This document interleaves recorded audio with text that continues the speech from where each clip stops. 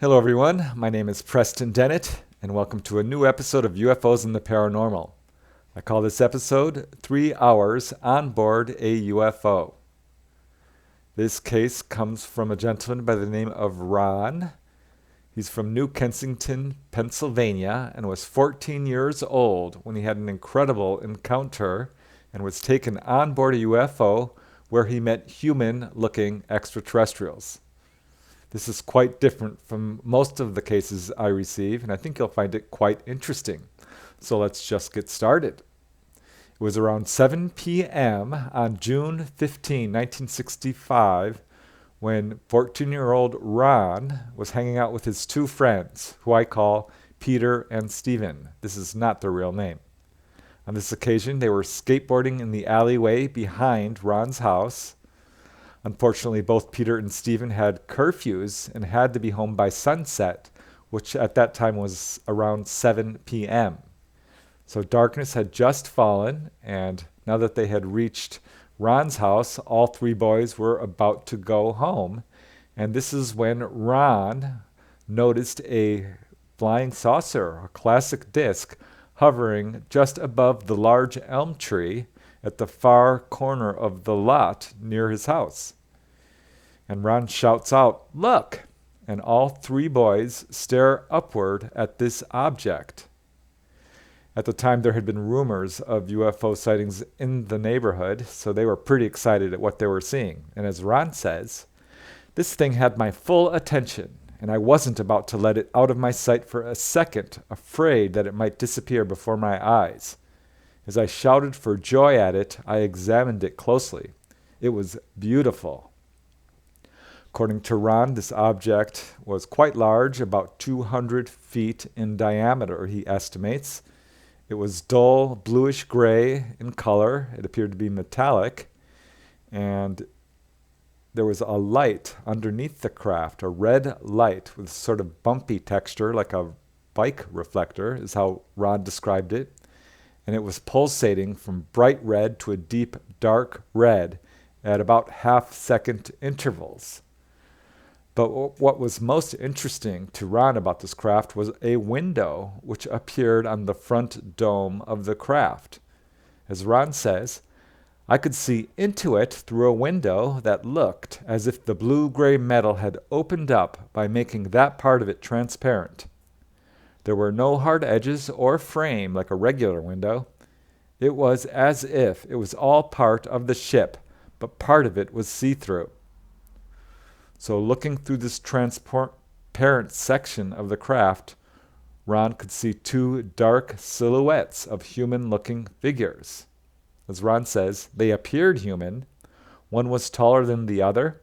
I could only see silhouettes, though. I could only see them from the waist up. They didn't look like the grays so often described. They looked like regular humans peering out at me.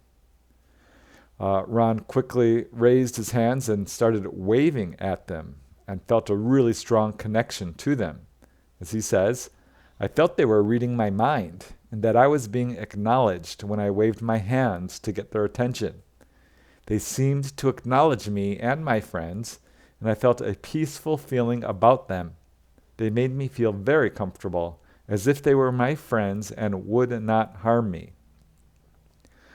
So Ron turned to look at his friends to make sure that they were seeing it, and they were looking up at it, but they did not acknowledge him, which was quite strange. As Ron says, "They were gazing up at it also. I commented to them, 'We are actually seeing a real UFO.'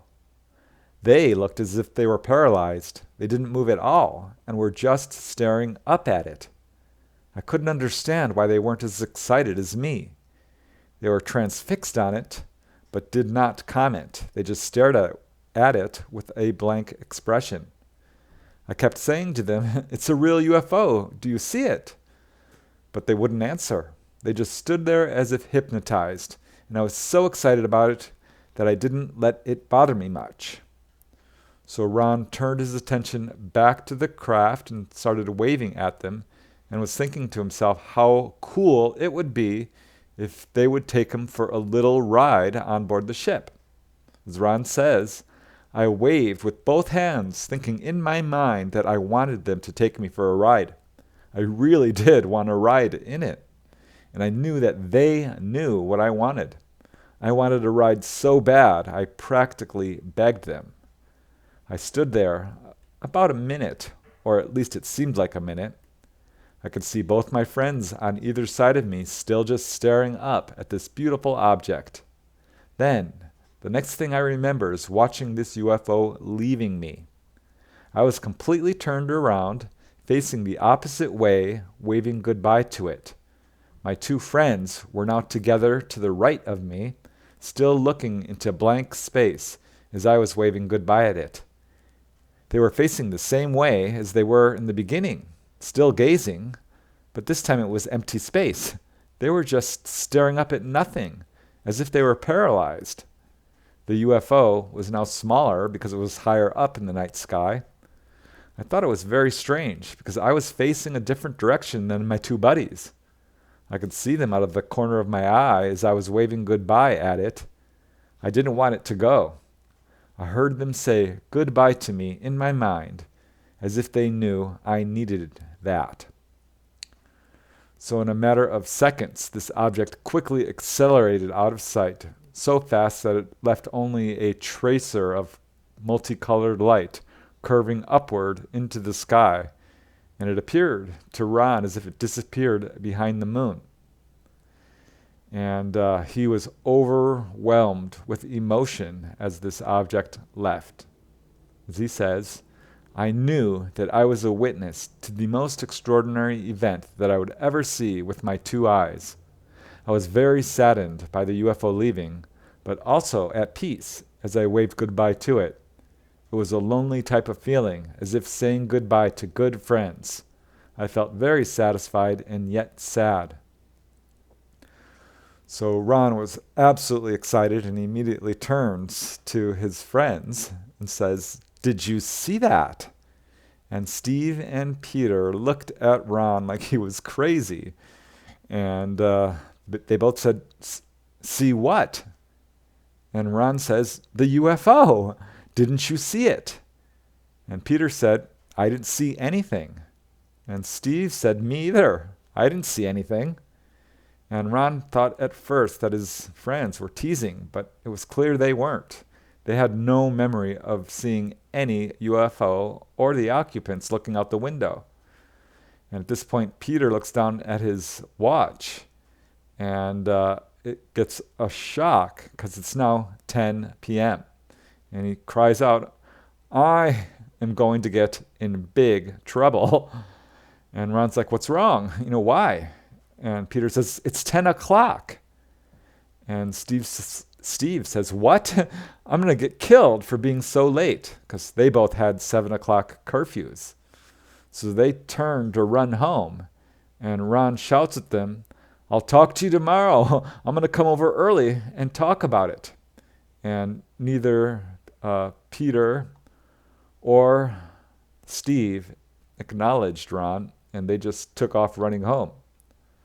So Ron's right next to his house, and he walks the 50 feet back into his house and tells his mom, says, "What's up? What were you doing?" Because normally Ron does not come home this late. He doesn't have a 7 o'clock curfew.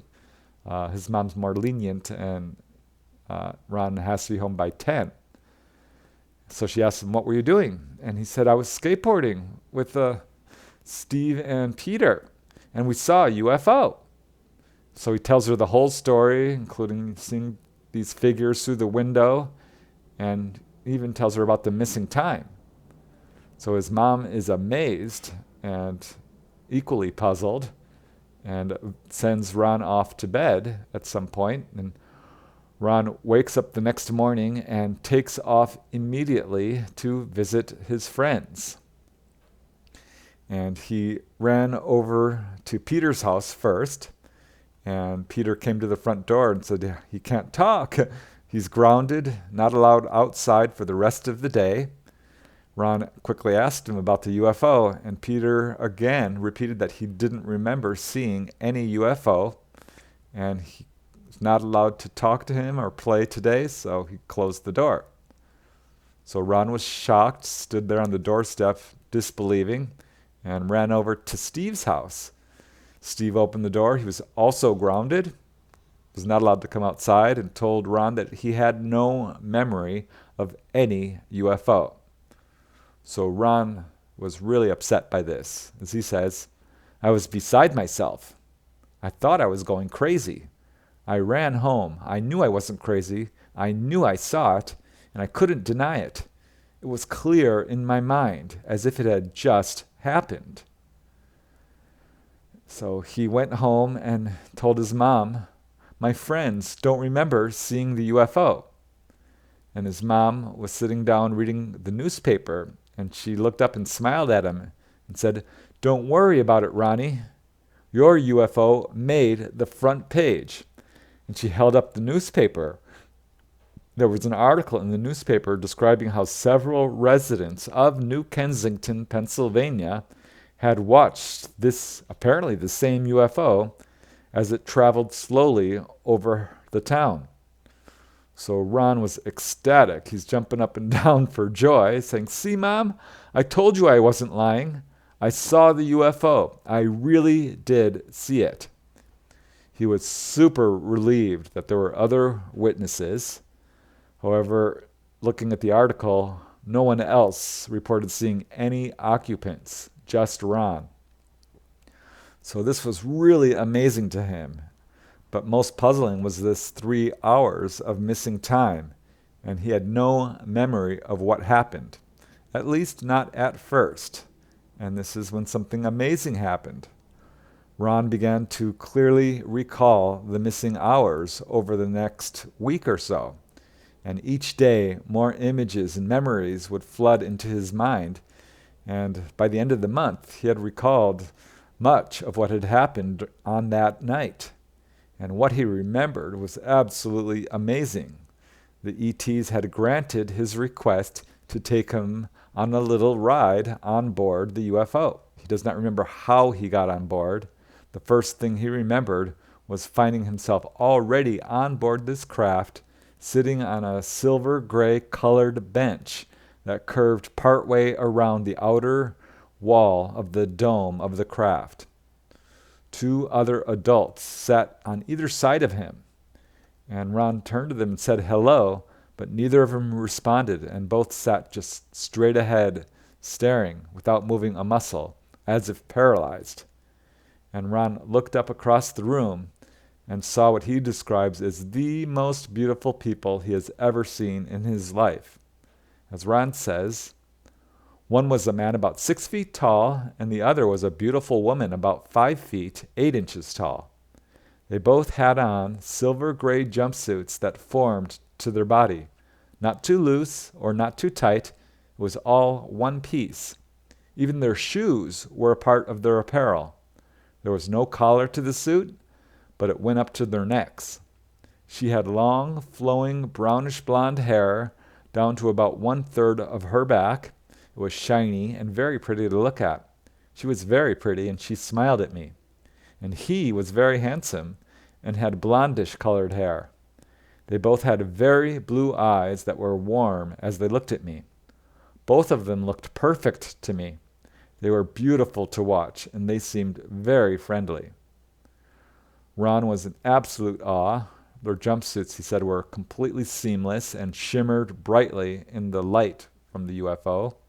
There was no apparent light source. The interior of the craft was just brightly lit.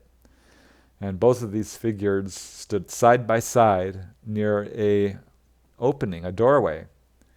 And the gentleman was waving his hands over what appeared to be some sort of instrument panel. And at this point, the woman stepped forward. So Ron immediately stood up, and she approached. As Ron says, she came around, and I walked up to them. She gave me a hug, which made me feel very welcome, and he shook my small hand. I was very comfortable there, and they were very friendly, almost as if they were relatives of mine. I thought in my mind they must be married. They seemed to love what they were doing. They also seemed to love having me on board. I didn't say anything to them. It seemed as though they knew my thoughts, and I knew theirs.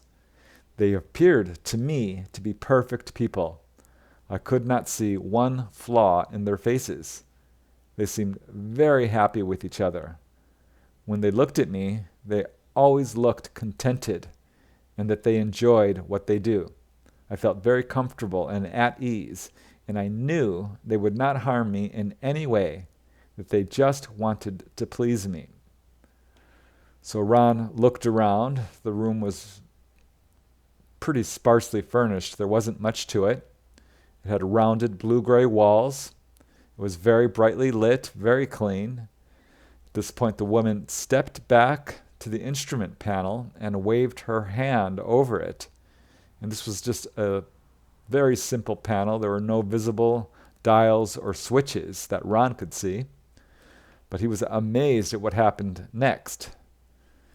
The gentleman looked at Ron and motioned for him to move over to the left. And as Ron says, as I did, I could see a window. It was panoramic in shape and about waist high, maybe 4 feet by 15 feet across. I thought immediately, this is where I saw them from the ground looking at me. And Ron at this point realized that these figures had made the wall of the craft transparent by manipulating the control panel.